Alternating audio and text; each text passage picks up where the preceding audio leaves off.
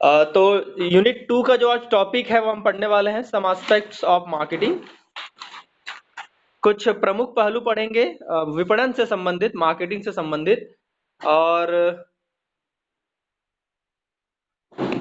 इस संबंध में अमेरिकन मार्केटिंग ऑथर्स, जिसका नाम फिलिप कोटलर है, ये वहाँ के कंसल्टेंट हैं और प्रोफेसर भी हैं। इन्होंने मार्केटिंग को डिफाइन किया है कि ग्राहक की ज़रूरतों को विनिमय के द्वारा पूरा करने को मार्केटिंग कहते हैं। ये फिलिप कोटलर के द्वारा दिया गया है। Marketing is about satisfying consumer needs and wants through an exchange. साथ ही उन्होंने ये भी कहा कि किसी भी बनाए गए उत्पादों को ग्राहकों को चिपकाना यह मार्केटिंग नहीं है, बल्कि ग्राहकों को वास्तविक मूल्य देना, इसे क्या कहते हैं? मार्केटिंग कहते हैं। Marketing is not the art of finding clever ways to dispose of what you make. It is the art of creating genius consumer values. ये फिलिप कोटलर द्वारा दिया गया मार्केटिंग से संबंधित उनका स्टेटमेंट है, और ये अभी भी अमेरिकन मार्केटिंग जो एजेंसी है उनका कंसल्टेंट भी हैं और ये प्रोफेसर हैं। इन्होंने मार्केटिंग के बारे में अपनी वास्तविक जो अवधारणा है वो प्रस्तुत की है, जिसके अंतर्गत आज हम पढ़ने वाले हैं मार्केटिंग का introduction, meaning of marketing, 4 points of marketing, types of marketing, 7 points of marketing in साइवा model of marketing, SIVA model of marketing, ये आज हम पढ़ने वाले हैं। सबसे पहले आता है इंट्रोडक्शन मार्केटिंग का। जनरली हमें लगता है कि मार्केटिंग का मतलब एडवर्टाइजिंग या प्रमोशन होता है, लेकिन सर असल में एडवर्टाइजमेंट और प्रमोशन मार्केटिंग के केवल क्या है? टाइप्स हैं, प्रकार हैं। मार्केटिंग का मतलब बहुत गहरा है अगर इसे देखा जाए तो। इसकी आवश्यकता सभी कंपनियों को अपने प्रोडक्ट, सर्विस ग्राहक तक पहुंचाने के लिए और ग्राहक को संतुष्टि प्रदान करने के लिए ली जाती है। कंज्यूमर सेटिस्फैक्शन कंपनी को अपने लक्ष्य को पूरा करने में मदद करता है, जो कि मार्केटिंग से पूरा किया जा सकता है। ग्राहक बाजार के राजा होते हैं। ग्राहकों के लिए आवश्यकता एवं जरूरतों को पूरा करने में मार्केटिंग की सहायता ली जाती है।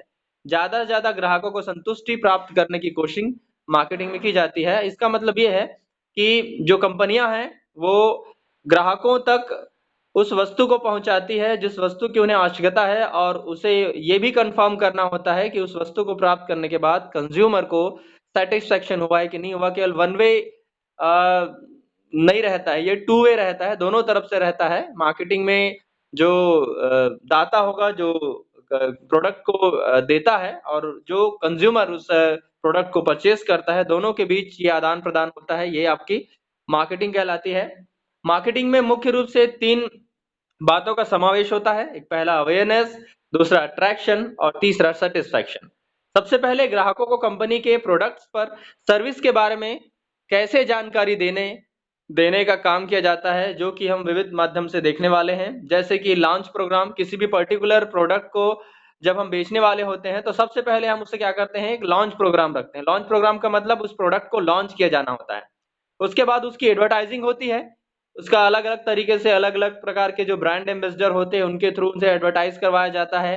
साथ में ये देखा जाता है कि हम प्रमोशन करने के लिए कौन से मीडियाज का उपयोग करते हैं। कई बार हम लोग पेपर का यूज करते हैं, मतलब प्रिंट मीडिया का उपयोग करते हैं, कई बार इलेक्ट्रॉनिक मीडिया का उपयोग करते हैं, कई बार सोशल मीडिया का उपयोग करते हैं, फेसबुक, व्हाट्सएप, ये भी उस पर्टिकुलर प्रोडक्ट को प्रमोशन करने के तरीके होते हैं। कई बार ब्रांड एम्बेसडर इसे करते हैं और कई बार जनरल तरीके से भी किया जाता है। ग्राहकों को प्रोडक्ट या सर्विस की जानकारी मिल जाने के बाद ग्राहक प्रोडक्ट सर्विस को नजदीक से जानने की चाह रखते हैं। ये देखा जाता है कि उस प्रोडक्ट के सर्विस के बारे में ग्राहकों को कितनी जानकारियां हैं। अब जब उसे उपयोग करते हैं उसके बाद पता चलता है कि उनके प्रोडक्ट जो है लोगों तक पहुंचे हैं कि नहीं है। कंपनी अपने प्रोडक्ट का सर्विस के विविध जो फीचर्स हैं ग्राहकों के बीच में रख देती है, जिससे कि ग्राहक को प्रोडक्ट या सर्विस के बारे में पता चल सके और इसका उपयोग कैसे कर सके वह भी बताया जाता है। एक बार ग्राहक के मन में अपने प्रोडक्ट या सर्विस की जगह बना लेने के बाद काम करने की बारी अब कंपनी की आती है। जब एक बार उस पर्टिकुलर प्रोडक्ट के बारे में ग्राहक के दिमाग में ये हो जाए कि ये अच्छी प्रोडक्ट है, तो अब उसे कंपनी के ऊपर रहता है कि उसे कंटिन्यू मेंटेन कैसे करे, उन्हें कंटिन्यू सेटिस्फाई कैसे करे।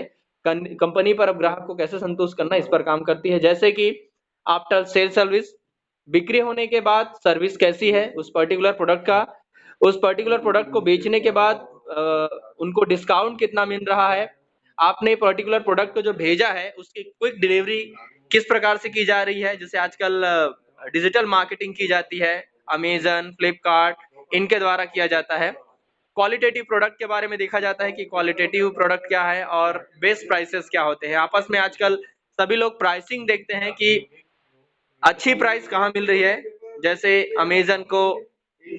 अमेजन को और फ्लिपकार्ट को, इसकी तुलना वो करते हैं कि हमें उस प्रोडक्ट की सबसे बेस्ट प्राइस जो है वो कौन सी कंपनियां दे रही है, ये भी देखा जाता है। किसी भी पर्टिकुलर कंपनी को मार्केटिंग करने के लिए 4 बातों पर ध्यान रखना होता है। इसको 4 Ps कहा जाता है, इसे 4 पॉइंट्स कहा जाता है: प्रोडक्ट, प्राइस, प्रमोशन और प्लेस। 4 points of marketing.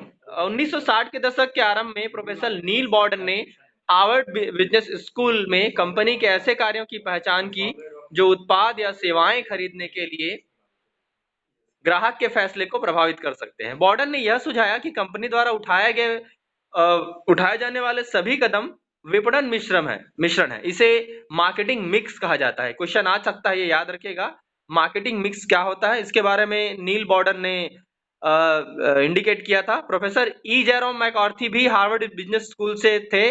उन्होंने भी 1960 के दशक में शुरुआती में सुझाया कि मार्केटिंग मिक्स में 4 पॉइंट्स का समावेश सबसे इंपॉर्टेंट है। फर्स्ट है आपका प्रोडक्ट, दूसरा है प्राइस, तीसरा है प्लेस और चौथा है प्रमोशन। आम चलन में मार्केटिंग विपणन उत्पाद का प्रचार होता है, केवल प्रचार ही करना होता है, विशेषकर एडवर्टाइजिंग और ब्रांडिंग। किंतु व्यावसायिक उपयोग में जो कमर्शियल स्टेटस पे देखा जाए तो इसका जो मीनिंग होता है वो बड़ा अलग प्रकार का होता है, विशेष प्रकार का होता है, जिसका मतलब है कि मार्केटिंग जो है वो कंज्यूमर बेस्ड होता है, कंज्यूमर सेंट्रलाइज्ड होता है, ग्राहक केंद्रित होता है। उत्पादों का जो विकास है, डेवलपमेंट है, वो कंज्यूमर के एक पर्टिकुलर ग्रुप या कुछ मामले या कुछ खास ग्राहकों की आवश्यकताओं की पूर्ति की जाती है। ई जेरोम मैकार्थी ने मार्केटिंग को 4 सामान्य गतिविधियों समूह में बांटा था। उनकी टाइपोलॉजी को दुनिया भर में इतनी महारत हासिल हुई कि उन्हें 4 Ps भाषा का हिस्सा बनाया गया। 4 पॉइंट्स मैंने बताया। सबसे पहले आता है आपका प्रोडक्ट। अब आपको जानना होगा कि प्रोडक्ट क्या है। मार्केटिंग का उत्पाद संबंधी पहलू वास्तविक माल या सेवाओं के बारे में की गई ऐसी अंतिम उपयोगकर्ता की जरूरतों एवं मांगों से संबंधित है। एक उत्पाद के दायरे में कुछ सहयोगी तत्व भी आते हैं, जैसे वारंटी, गारंटी और सपोर्ट। ये 3 चीजें भी आती है कि आप जो प्रोडक्ट दे रहे हैं उसमें वारंटी, गारंटी और सपोर्ट क्या दे रहे हैं। प्रोडक्ट चीजों का मिश्रण होता है जो कि ग्राहकों की आवश्यकताओं के लिए बनाया जाता है, जिससे कि कंपनी अधिक से अधिक मात्रा में प्रॉफिट कर सके। ग्राहकों की इच्छाओं और जरूरतों के अनुसार प्रोडक्ट तैयार भी किया जाता है, जिसके नीचे दिए हुए कुछ पर्टिकुलर जो पॉइंट्स हैं वो आप ध्यान में रखा जाता है। पहला आता है प्रोडक्ट लाइन रिलेटेड प्रोडक्ट्स का ग्रुप, दूसरा आता है प्रोडक्ट, तीसरा आता है प्रोडक्ट वैरायटी ऑफ प्रोडक्ट और चौथा आता है प्रोडक्ट लेंथ, मतलब कुछ आइटम की संख्या प्रोडक्ट लाइन में आता है। तो ये 4 चीजें आती हैं। पहला रिलेटेड प्रोडक्ट जिसको प्रोडक्ट लाइन कहते हैं, दूसरा प्रोडक्ट लाइन की संख्या, तीसरा वैरायटी ऑफ प्रोडक्ट और चौथा आता है प्रोडक्ट लाइन। सबसे पहले कंपनी को अपने प्रोडक्ट की सर्विस तथा को तय करना होता है। यह निर्णय मार्केट रिसर्च की मदद से किया जाता है। ये इसके लिए कोई स्पेसिफिक लोग होते हैं जो ये देखते हैं कि अभी कंज्यूमर को क्या रिक्वायरमेंट है, उनके प्रोडक्ट किस लेवल के होने चाहिए, इसकी जानकारियां मार्केट रिसर्च के थ्रू होता है। हम HUL हल का उदाहरण भी ले सकते हैं, जिस कंपनी किस प्रकार से प्रोडक्ट या सर्विस तक पहुंचाती है, इस तरह की कंपनी प्रोडक्ट मिक्स तैयार करती है, जिसको मैंने अभी थोड़ा पहले बताया था कि विपणन मिक्स जैसा रहता है वैसे ही प्रोडक्ट मिक्स भी होता है। ये भी याद रखेंगे, आगे तरफ इस पे हम और चर्चा करेंगे। दूसरा आता है प्राइस, दूसरा P। किसी उत्पाद का एक मूल्य प्राइस निर्धारित करने से है, जिसमें कुछ छूट भी शामिल होती है। जरूरी नहीं कि मूल्य मुद्राओं से ही हो, या उस उत्पाद या सेवा के बदले में भी दी जा सकने वाली कोई चीज हो सकती है, जैसे समय, ऊर्जा, मनोविज्ञान या ध्यान। ये सभी भी प्राइसिंग के अंतर्गत आता है। ये आपको याद रखना पड़ेगा, केवल वस्तु के लिए भी प्राइसिंग नहीं बल्कि उनके साथ में टाइम, एनर्जी और साइकोलॉजिकल पर भी बेस्ड होता है। एक बार प्रोडक्ट बन जाने के बाद उसकी प्राइस के बारे में सोचा जाता है और प्राइस प्रोडक्ट की सेल पर असर करती है। प्राइस का निर्धारण profit margin, supply, demand, marketing strategy पर इम्पैक्ट करता है। अच्छी तरह प्रोडक्ट अगर आपकी प्रोडक्ट अच्छी है और मांग ज्यादा है तो प्राइस बढ़ा भी सकते हैं। टाइम टू टाइम डिपेंड करता है, प्राइस कभी भी एक जैसे नहीं रहती। समय के साथ प्रोडक्ट की प्राइस घटती और बढ़ती है। ये आप पहले भी जानते हैं। आपने अगर थोड़ा सा इकोनॉमिक्स के बारे में जानकारी होगी तो आपको पता होगा कि डिमांड और रिक्वायरमेंट पे आधारित होती है, मांग और पूर्ति पर आधारित होती है। डिमांड तो किसी भी प्रोडक्ट की प्राइस को मार्केट रिसर्च करके डिसाइड किया जाता है। ऐसे डायरेक्ट किसी वस्तु को बनाने के बाद उस पे लागत के हिसाब से डायरेक्ट प्राइस तय नहीं की जाती। ये देखा जाता है कि मार्केट की स्ट्रेटजी क्या है, उसके बेसिस पे उसका प्राइस तय किया जाता है। प्रोडक्ट पर डिस्काउंट भी दिया जाता है जिससे ग्राहक लालच में आके उसे खरीद लेता है आसानी से। प्रोडक्ट की प्राइस डिसाइड करने के लिए कुछ प्राइसिंग मार्केट स्ट्रेटजी होती है जिसमें से कुछ एग्जाम्पल के तौर पे मिल जाएगा। इसमें कॉस्ट प्लस प्राइसिंग भी शामिल होता है। कॉस्ट प्लस प्राइसिंग मतलब ये होता है कि प्रोडक्ट के बारे में कॉस्ट जोड़ दिया जाता है कि इस प्रोडक्ट को बनाने में कितना कॉस्ट, उसमें कितनी लागत उसमें लगी है, और सारे खर्च जोड़ देने के बाद प्रॉफिट मार्जिन भी जोड़ दिया जाता है। कॉस्ट प्लस इसे प्राइसिंग कहा जाता है। उसके बाद आता है दूसरा demand pricing. Demand pricing demand supply पर यह प्राइसिंग काम करती है। अगर डिमांड ज्यादा है तो प्राइस बढ़ा दी जाती है, डिमांड कम हो तो प्राइस घटा भी दी जाती है। अगला आता है कोऑपरेटिव प्राइसेस। इंडस्ट्रीज में एक प्रोडक्ट के कई सारे मैन्युफैक्चरर्स होते हैं। एक ही प्रोडक्ट के बहुत सारे अलग अलग मैन्युफैक्चर कंपनियां होती है। इस वजह से सबसे कम प्राइस रखने ये देखना होता है कि सबसे कम प्राइस किसका होता है। ऐसे माहौल में प्रोडक्ट की जो कोऑपरेटिव प्राइस है वो रखनी पड़ती है जिसका सारी कंपनियां एक प्राइस ही तय करते हैं। ऐसा नहीं है कि एक कंपनी उसका उसी प्रोडक्ट का अलग प्राइस रखे और दूसरा कंपनी उसी प्रोडक्ट का अलग प्राइस रखे। तो ये देखना पड़ता है, उसकी जो सोसाइटी होती है कोऑपरेटिव प्राइस रखती है जिसके आपस में डिफरेंसेस बहुत कम होते हैं। लगभग सभी के सभी जो है इक्वल प्राइसेस होते हैं। अगला आता है मार्केटिंग प्राइसेस। रिटेलर ज्यादा इस प्राइसिंग को रखते हैं, मार्कअप प्राइस से बोलते हैं इसको। इसको तय करने वाले रिटेलर्स होते हैं जो ग्राउंड लेवल पे ग्राहकों को, कंज्यूमर को ये अवेलेबल कराते हैं। वह किसी भी होलसेलर से माल खरीद कर मार्केट अप प्राइस लगा के उसे कुछ डिस्काउंट पर बेचते हैं। ये भी मार्कअप प्राइसिंग कहलाता है। और अगला आता है साइकोलॉजी ऑफ प्राइसिंग। यह लोगों की साइकोलॉजी पर जुड़ी प्राइसिंग है।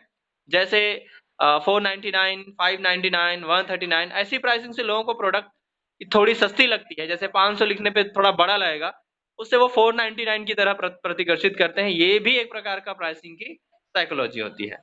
तीसरा आता है आपका प्रमोशन। आपको पता है कि जब भी कोई पर्टिकुलर प्रोडक्ट को बनाया जाता है तो ये लोगों तक उसकी पहुंच के लिए हमें उसका प्रमोशन करना होता है, चाहे वो प्रिंट मीडिया के थ्रू हो या सोशल मीडिया के थ्रू हो या कोई पर्टिकुलर ब्रांड एम्बेसडर के थ्रू हो। ये सबसे महत्वपूर्ण पॉइंट्स होता है मार्केटिंग के लिए। इसमें शामिल है विज्ञापन, एडवर्टाइजिंग। दूसरा आता है बिक्री संवर्धन जिसे सेल्फ प्रमोशन कहा जाता है। तीसरा पब्लिसिटी, प्रचार। और व्यक्तिगत बिक्री, पर्सनल सेलिंग भी होती है। लोग रोड में उतर के भी इसकी सेलिंग करते हैं, अलग अलग स्टॉल लगा के। ब्रांडिंग और उत्पाद ब्रांड या कंपनी के संवर्धन हेतु विभिन्न पद्धतियां उपयोग की जाती है। इसमें भी मिक्स उपयोग किया जाता है जिसको प्रमोशन मिक्स कहा जाता है। इसमें पर्टिकुलर 6 चीजों का समावेश है। पहला कहलाता है पर्सनल सेलिंग। पर्सनल सेलिंग का मतलब होता है कि मार्केट में एक पर्टिकुलर एक कोई बंदा खड़ा होगा और वो इसे बेचता है प्रमोशन करने के लिए। ये बिक्री नहीं कहलाता, केवल प्रमोशन के लिए वो लोगों के इंडिविजुअल लोगों तक पहुंचकर वो उसकी जानकारियां देते हैं कि इसका ये बेनिफिट है, इसका ये लाभ होगा, तो लोग उसे खरीदते हैं। ये पर्सनल सेलिंग कहलाता है। डायरेक्ट मार्केटिंग, एडवर्टाइजिंग तो आप जानते ही होंगे। पब्लिसिटी, इसमें बहुत सारे पब्लिसिटी कहलाता है। माउथ पब्लिसिटी भी होती है। कई बार एक व्यक्ति खरीदने के बाद दूसरे को बताता है तो भी आसानी से वो प्रमोशन हो जाता है। पब्लिक रिलेशंस पे डिपेंड करता है। एक बंदा खरीदने वाला अपने जो पब्लिक रिलेशंस है, लोगों को जानते हैं, जैसे ज्यादातर इसके लिए उपयोग करते हैं ब्रांड एम्बेसडर का पब्लिक रिलेशन। जैसे कोई शाहरुख खान को पसंद करता है तो वो जो मार्केटिंग के लिए जो ब्रांड का ये करेगा तो उससे जितने लोग रिलेटेड हैं या जो उनको मानते हैं वो उनका परचेसिंग करते हैं। तो ये पब्लिक रिलेशन से रिलेटेड रहता है। ये कहलाएगा आपका प्रमोशन। मार्केटिंग मिक्स में प्रमोशन का बड़ा रोल प्ले रहता है। मैंने सारे पॉइंट्स आपको बताया, वो पहले सभी इसमें शामिल आएंगे। ये मार्केटिंग प्रमोशन मिक्स है। नेक्स्ट आता है आपका डिस्ट्रीब्यूशन। हर एक ये 4 पॉइंट में शामिल नहीं है। नेक्स्ट आएगा आपके लिए प्लेस। किसी भी प्रोडक्ट को तैयार करने के लिए उसे ग्राहक तक पहुंचाने की प्रक्रिया को प्लेस कहा जाता है। इसका मतलब है प्लेसमेंट, एक वस्तु को दूसरे वस्तु तक पहुंचाना। ये मैंने थोड़े जो पॉइंट बताए थे आपको। डिस्ट्रीब्यूशन ये उसी से रिलेटेड है। यह बहुत जरूरी है। प्रोडक्ट की फिजिकल डिस्ट्रीब्यूशन होनी जरूरी होती है। फिजिकल डिस्ट्रीब्यूशन का मतलब होता है प्रोडक्ट को सही समय पे और सही जगह पे पहुंचाना। चैनल ऑफ डिस्ट्रीब्यूशन की मदद से फिजिकल डिस्ट्रीब्यूशन पॉसिबल होता है, जो कि बहुत सारी है। मार्केटर को प्रोडक्ट की ट्रांसपोर्ट और फिजिकल हैंडलिंग की सही सिस्टम डेवलप करनी होती है। डिस्ट्रीब्यूशन चैनल मार्केटिंग में महत्वपूर्ण भूमिका अदा करता है। चैनल जगह, उपयोगिता और समय निर्धारित करती है कि किस जगह पर कितनी डिमांड है और कब पहुंचाना है। इसमें मैन्युफैक्चरर से गुड्स से डिस्ट्रीब्यूशन, गुड्स मतलब वो सामान के डिस्ट्रीब्यूशन का लाभ उठा लेती है, और मैन्युफैक्चरर अपने काम पर फोकस कर सकता है, क्योंकि टाइम टू टाइम वो मैन्युफैक्चर जो है वो वहां से सामान जो है डिस्ट्रीब्यूट होते जाता है।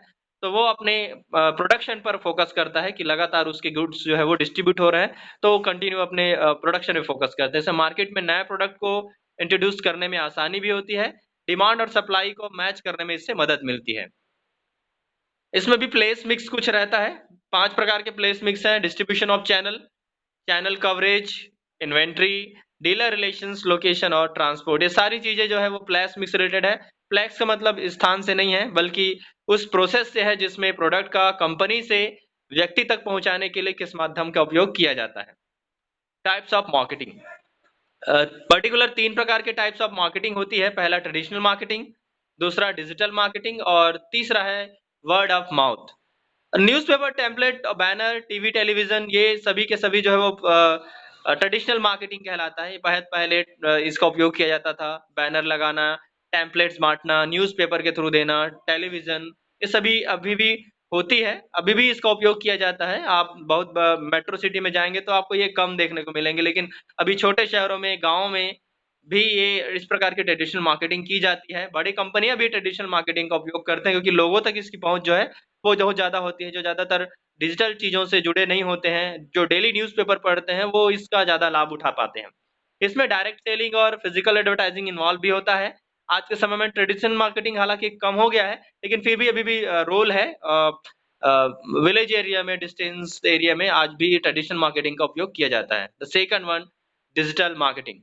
ऑनलाइन इंटरनेट के द्वारा मार्केटिंग की जाती है, जिसके अंतर्गत डिजिटल मार्केटिंग कहते हैं। डिजिटल मार्केटिंग का बड़ा फायदा यह है कि आप अपने बजट के हिसाब से प्रमोशन भी कर सकते हैं। आप यूजर के इंटरेस्ट के मुताबिक ऑडियंस को टारगेट कर सकते हो। आज के समय में बड़े ब्रांड भी डिजिटल मार्केटिंग की तरफ जाने लगे हैं। क्रेता और विक्रेता के बीच होने वाले समझौते को मार्केटिंग कहते हैं। ये डिजिटल मार्केटिंग का अभी का लेटेस्ट वर्जन है, जिसके अंतर्गत आप फ्लिपकार्ट और ये अमेज़न, टाटा क्लिक और बहुत सारी कंपनियां हैं जो डिजिटल मार्केटिंग का उपयोग करते हैं अपने दूसरे के कंपनी के प्रोडक्ट को बेचने के लिए।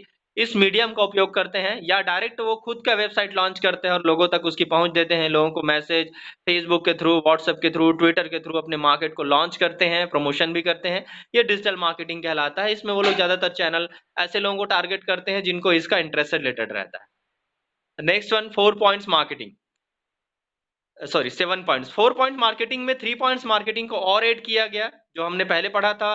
प्रोडक्ट, प्राइस, प्रमोशन और प्लेस के साथ इसमें 3 चीजों को और ऐड किया गया। पीपल, प्रोसेस और फिजिकल एविडेंस।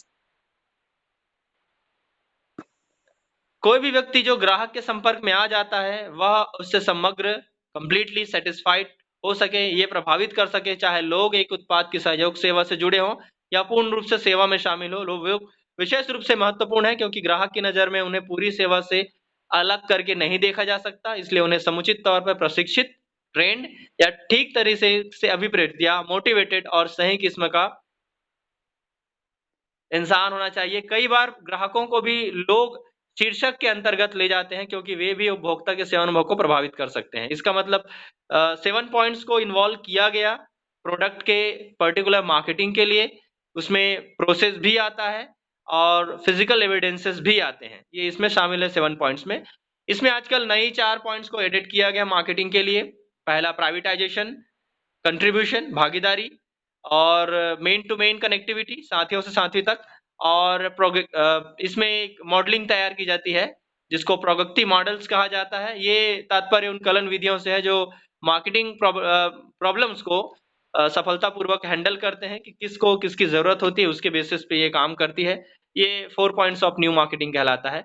एक नई चीज जो आजकल मार्केटिंग में आई है वो ये है साइवा मॉडल ऑफ मार्केटिंग। साइवा का मतलब 4 चीजों से है: सॉल्यूशन, समाधान,